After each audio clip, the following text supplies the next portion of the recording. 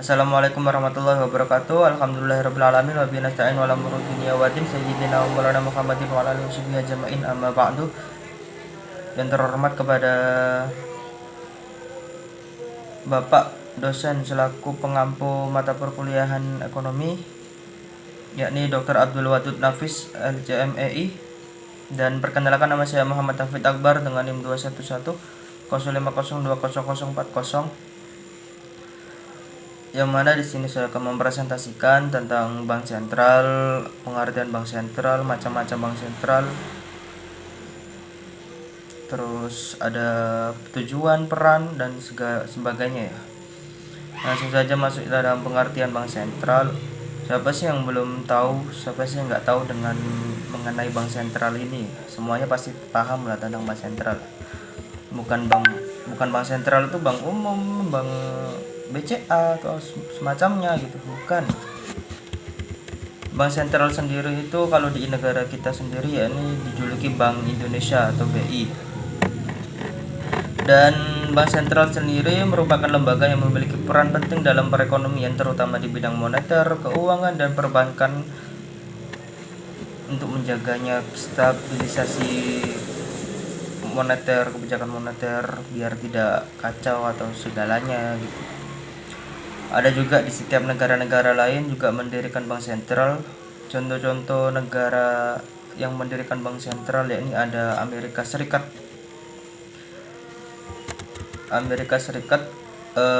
Federal Reserve System atau bisa disebut sebagai The Fed, merupakan nama dari Bank Sentral Amerika Serikat. The Fed dibentuk oleh Kongres pada tahun 1913 di latar belakangnya oleh munculnya krisis keuangan besar tahun 1907. Berarti alasannya didirikan yakni karena muncul krisis keuangan ya waktu itu. Dan sebelahnya lagi ada negara Tiongkok. People Bank of China atau BPOC merupakan nama dari Bank Sentral Republik Rakyat Tiongkok atau RRT yang berlokasi di Beijing. BPOC sendiri didirikan pada tanggal 1 Desember 1948 berdasarkan hasil konsolidasi dari Bank Hunbei, Huabei, Bank Beihai, dan Bank Petani Shibei. Selanjutnya ada negara Jepang. Bank of Japan atau BOJ merupakan bank sentral Jepang. BOJ sendiri adalah badan hukum yang didirikan berdasarkan undang-undang, bukan lembaga pemerintahan ataupun perusahaan swasta. BOJ sendiri didirikan pada tahun 1882, berkantor pusat di Chuo, Tokyo, dan merupakan bank sentral dengan usia tertua kedua di dunia seusai Bank of England atau BOE. Berikutnya adalah negara Jerman. Deutsche Bundesbank merupakan bank sentral Jerman. Deutsche Bundesbank didirikan pada tahun 1957, berlokasi di Frankfurt, Jerman. Bundesbank dipimpin oleh The Policy Board yang terdiri dari 6 anggota. Di 6 anggota ini setengahnya diusulkan oleh pemerintah federal dan setengahnya lagi diusulkan oleh Bundesrat atau Majelis Tinggi Parlemen Jerman. Selanjutnya ada negara Inggris. Bank of England adalah bank sentral Inggris yang memiliki tugas utama menjaga stabilitas moneter dan stabilitas finansial. Bank of England didirikan pada tanggal 27 Juli 1964 dengan status sebagai bank swasta, lalu dinasionalisasi pada tahun 1946. Lalu pada tahun 1997, Bank of England ini akhirnya diresmikan sebagai lembaga independen yang sepenuhnya dimiliki oleh pemerintah dan diberi mandat untuk melaksanakan dan menetapkan kebijakan moneter. Selanjutnya ada negara Kanada. Bank of Canada atau disebut dengan BOC merupakan bank sentral dari negara Kanada. BOC sendiri didirikan pada tahun 1934 dan dibuka pada bulan Maret 1935. Dari negara-negara ini yakni memiliki inti pokok yakni di mana bank sentral ini tugasnya ialah untuk menstabilkan kebijakan moneter dan bank sentral juga sebagai akar dan inti dari perekonomian negara. Jika kalau tidak ada ini, pastinya perekonomian akan hancur di negara-negaranya. Selanjutnya ada sejarah mengenai bank sentral di Indonesia. Perekonomian adalah kegiatan yang penting bagi negara sebagai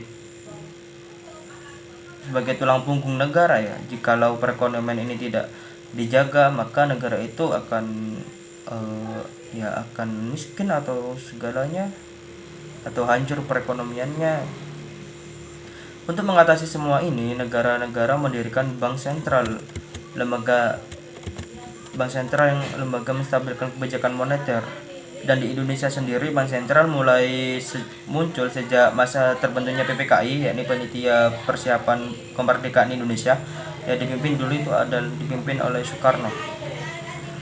Sebelum adanya PPKI, waktu itu BPUPKI yang dibentuk pada tanggal 1 Maret 1945 bertepatan dengan ulang tahun Jepang, Raden Panji Suroso dan Ichibongse Yoshio. Setelah pembubaran BPUPKI, lanjut terbentuknya PPPKI yang dipimpin oleh Soekarno sendiri. Disinilah PPKI menyatakan pasal 23G Undang-Undang Dasar 1945 yang berbunyi, Badan Pemeriksa Keuangan berkedudukan di ibu kota negara dan memiliki perwakilan di setiap provinsi.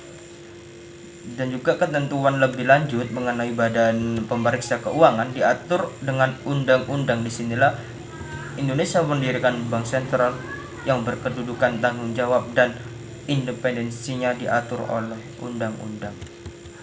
Lanjut, ada manfaat bank sentral. Yang satu, mengawasi bank umum, yakni memelihara kestabilan keuangan bank seperti bank umum seperti BNI, BRI, Bank Danamon, BCA dan sebagainya. Lalu jika dia menjaga bank-bank umum, namun siapa yang menjaga bank sentral? Bank sentral sendiri diawasi oleh lembaga pengawasan sektor jasa keuangan yang independen dan dibentuk dengan undang-undang sendiri. Yang kedua ada mengatur bank umum, yakni agar keuangan berjalan dengan lancar dan terhindar dari masalah-masalah yang tidak diinginkan seperti pengeluaran keuangan yang terlalu banyak. Dan yang ketiga ada menyediakan layanan jasa keuangan, menjaga stabilitas sistem keuangan. Yang kelima, menerima pajak dari pemerintah serta membantu pembayaran pemerintah dari pusat ke daerah-daerah. Dan yang keenam, menyalurkan dana kepada masyarakat yang membutuhkan modal, membutuhkan sesuatu dan sebagainya. Lanjutnya ada peran. Nah, satu, dalam peran bank sentral sendiri ini yakni menjaga stabilitas moneter, yakni agar tetap stabil dan tidak berubah-berubah atau amburadul ya bahasanya. Yang kedua ada pengatur dan pengawasan perbankan, mencegah instabilitas negara. Yang ketiga ada mempertahankan stabilitas nilai tukar yang bermasalah. Dan keempat, mengatur dan menyelenggara sistem pembayaran. Yang terakhir ada tugas. Ada yang selanjutnya tugas dari bank sentral sendiri, yakni mempunyai tugas menetapkan dan melaksanakan kebijakan moneter, yakni yang beredar melalui kebijakan moneter. Caranya yaitu BI menetapkan sasaran moneter dengan memperhatikan sasaran langsung atau sasaran laju inflasi dan melakukan pengendalian moneter. Dan yang kedua, mengatur dan menjaga kelancaran sistem pembayaran, yakni menerapkan sistem RTGS atau Real Time Gross Settlement, di mana transfer dari bank ke bank lain tidak perlu menunggu terlalu lama dalam melakukan transfer uang dan bisa dilaksanakan saat itu juga. Yang selanjutnya, menerapkan giro wajib minimum atau cadangan cash sebesar setidaknya 8% dari total pasifa yang dimiliki, sehingga apabila dibutuhkan cash yang besar tidak akan ada kendala di dalamnya. Yang ketiga, mengatur dan mengawasi bank di dalam dan melaksanakan kebijakan moneter. Adapun tujuan dalam bank sentral sendiri, yakni tujuan bank sentral yakni mencapai dan memelihara kestabilan nilai rupiah, baik nilai mata uang terhadap barang dan jasa serta kestabilan terhadap mata uang negara lain. Bank Indonesia memiliki wewenang, yakni menetapkan target-target moneter dengan memperhatikan sasaran laju inflasi, melakukan pengontrolan moneter dengan melakukan instrumen kebijakan moneter seperti operasi pasar terbuka.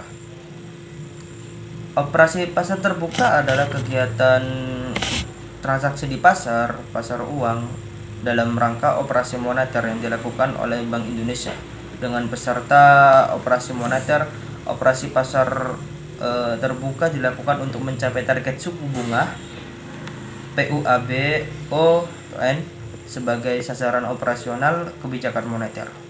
Yang kedua, fasilitas diskonto adalah fasilitas kredit atau simpanan yang diberikan oleh bank sentral kepada bank-bank dengan jaminan surat-surat berharga dan tingkat diskonto yang ditetapkan oleh bank sentral sesuai dengan arah kebijakan moneter. Yang ketiga, penetapan giro wajib minimum dan imbauan. Dana atau simpanan minimum yang harus dipelihara oleh bank dan dalam bentuk saldo rekening giro yang ditempatkan di Bank Indonesia. Besaran giro wajib minimum atau GMWM ditetapkan oleh Bank Sentral berdasarkan persentase dana pihak ketiga yang dihimpun perbankan.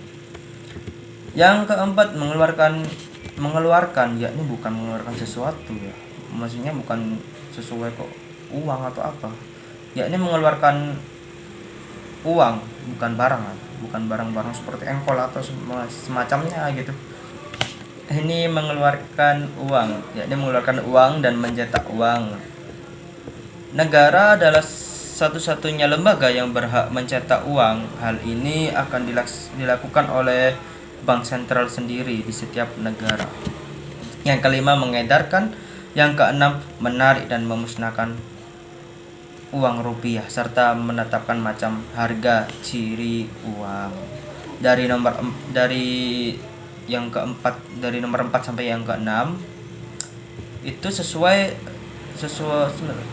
semuanya sesuai Undang-Undang Nomor 7 Tahun 2011 tentang mata uang. Bank Indonesia diberikan tugas dan kewenangan pengelolaan uang rupiah mulai dari tahapan perencanaan, pencetakan, pengeluaran, pengedaran, pencabutan, dan penarikan sampai dengan pemusnahan uang. Semuanya dilakukan oleh bank sentral, bukan dilakukan oleh orang-orang pemerintah atau semacamnya. Hanya bank sentral saja yang melakukannya. Baik, mungkin cukup di sini saja dengan presentasi saya. Bila ada tutur kata yang kurang berkenan di hati Anda, mungkin saya minta maaf yang sebesar-besarnya. Baik, saya pamit undur diri. Wassalamualaikum warahmatullahi wabarakatuh.